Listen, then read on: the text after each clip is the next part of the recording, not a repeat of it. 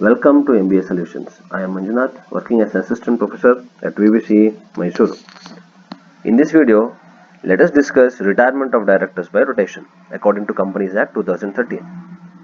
Before going into the video, if you are not subscribed to our channel, please subscribe and press the bell icon to receive more notifications.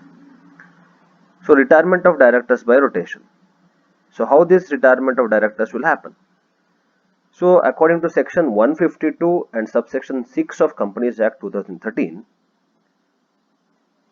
if article of a company does not provide any provision of retirement of all directors, so if the articles of the company, if it provides some clause or some rules for retirement of directors, then they have to follow, or the company has to follow that articles.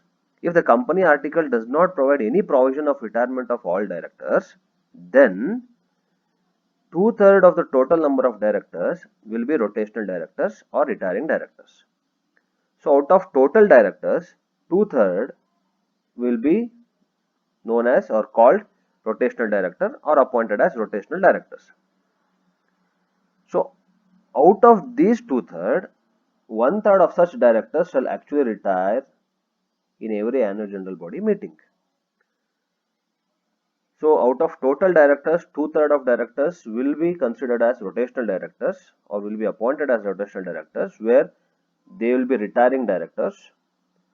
And out of that 2/3, 1/3 of such directors shall actually retire in every annual general body meeting. If 1/3 is a decimal place, then nearest to 1/3 has to be taken. That we will discuss with an example. For example, if there are 18 directors in a company, so 2/3 of total number of directors is, so that means 2/3 of 18 is 12. That means 12 directors are liable for retirement or they are rotational directors. Out of 18, 12 directors rotational directors. Out of that 12, 1/3 of 12 is 4. So 4 directors will retire by rotation in every annual general body meeting. So 2/3 of total number of directors will be rotational directors. Out of that, 1/3 will retire by rotation in every annual general body meeting. Now, who are these 1/3? That has to be discussed. Before going to that, if it is a decimal place, for example, the retirement of directors came to 4.33. If it is a decimal place, now here in that example which we have taken, it is divisible by 12 is divisible by 3. So there is no problem. If you get a number which is not divisible by 3, then you may get decimal places. In that case, 4.33 will be, they say, the nearest of 1/3. You can consider it as 4. If it is 5.2, 5.9, you can consider it as 6. So which is nearest to that particular decimal place, that has to be considered. Now who are these 1/3 who are getting retired in every annual general body meeting? Then what next will be discussed. Now this says, or this particular section says, at every annual general body meeting, directors shall retire by rotation. That we discussed. Now those directors shall retire who have been longest in the office. Out of that 2/3, the 1/3 which we select should have a tenure longest in the office. That means based on number of months or number of days, more number of months, more number of days who are there, they will be the first people who will be retiring in every annual general body meeting. Now those directors shall retire who has been longest in the office, who has stayed in that particular position for a longer period of time in that particular year. And if two directors are appointed on the same day, the retirement is done based on mutual agreement or by draw of lots. For example, if both the directors have been appointed on the same day, then there might be a mutual agreement who has to retire first. Once they join the organization as directors, they can have an agreement that who will retire first, or if there is no such agreement, we can pick a lottery and based on that, the retirement will happen. For example, who has been longest in the office? For example, you appoint a director in the month of April 2019, and one more director you appointed in the month of maybe May 2019 or 2020. So like this, if you calculate based on how many days, how many months and how many years the people are there, based on that rotational. So now if you want to retire, or if retirement comes in the year 2021, then the person who has been appointed in the year 2019 will come first, then May 2020 will come first. So longest is 2019 April, because 2021 means 2 years almost. So who has been longest in the office, that person will retire. And if two are getting appointed on the same day, then it has been based on mutual agreement or draw of lottery.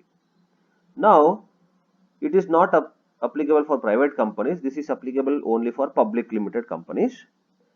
And total number of directors will not include independent directors. So independent directors will not be included in total number of directors.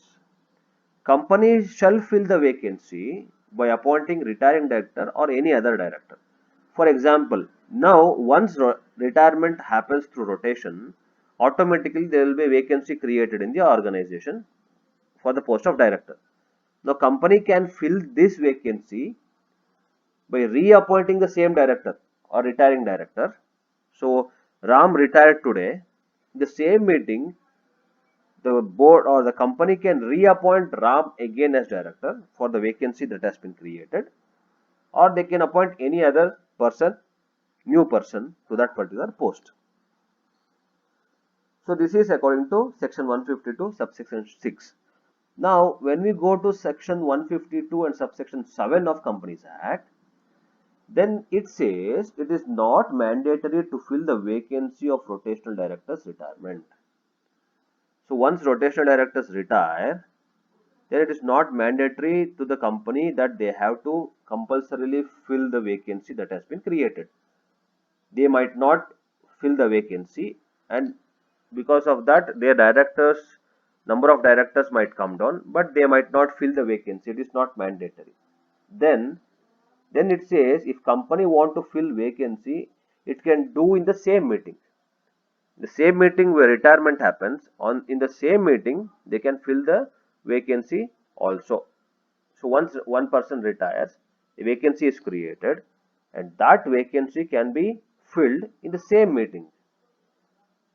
Then if vacancy is not filled up in the same meeting, then the meeting can be adjourned. Listen to this very carefully. So there is no mandatory clause, or it is not mandatory to fill the vacancy, but company has decided to fill the vacancy, and company could not fill the vacancy on the same meeting.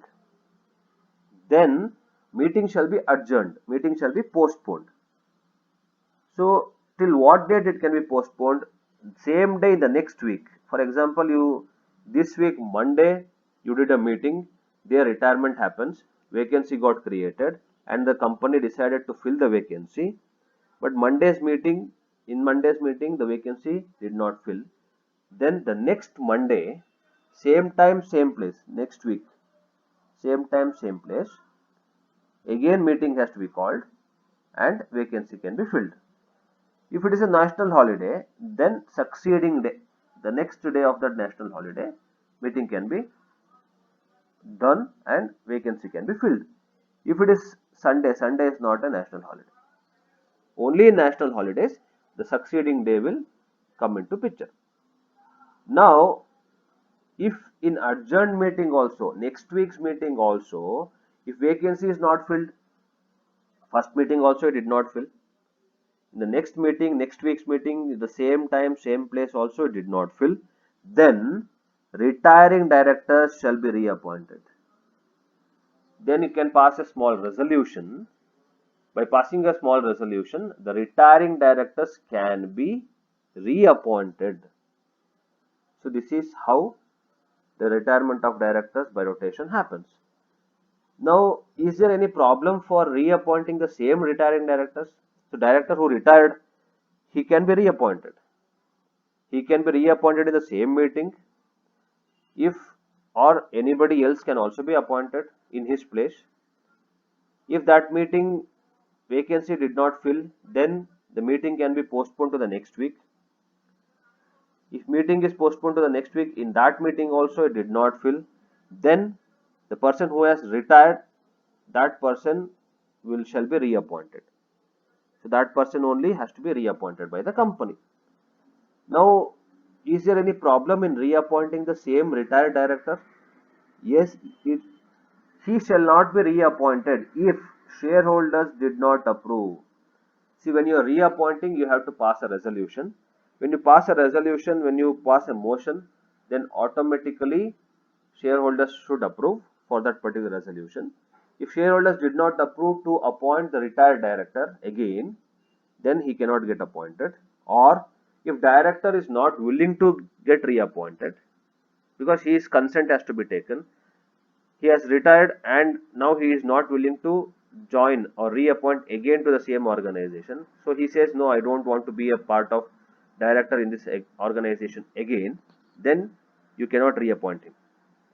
If he is disqualified to get appointed, that means if he has some disqualification by any law, or he is disqualified by the board not to get appointed in general body meeting, then he cannot get reappointed if no resolution is passed. You should pass a resolution for reappointing. If no resolution is passed, then also he cannot get reappointed as directors. So this is what retirement of directors by rotation. Thank you very much for watching the video.